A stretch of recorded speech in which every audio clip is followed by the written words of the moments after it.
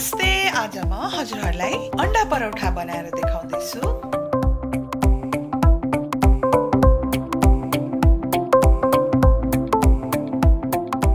यसको लागि चाहिने सामानहरु आटा मैले अघि नै मुसेर राखिसकेकी छु। यो चाहिँ एउटा परोठा बनाउनको लागि चाहिने आटा हो। टमाटर, प्याजको पत्ता, हरियो खुर्सानी, अदुवा लसुनको पेस्ट, रातो धुलो खुर्सानी, नुन, प्याज मसिनोसँगले काटेको, धनिया र अंडा। यो चाहिँ घिउ अथवा तेलमा बनाए पनि हुन्छ।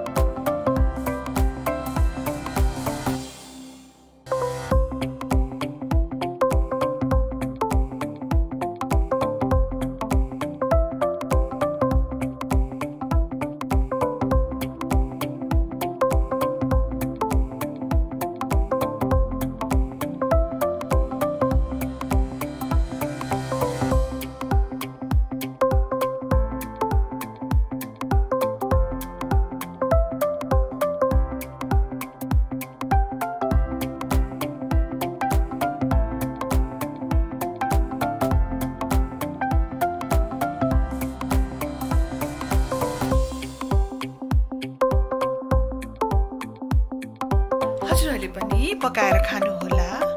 लाइक र सब्स्क्राइब पनि गरिदिनु होला। Thank you so much. Bye bye.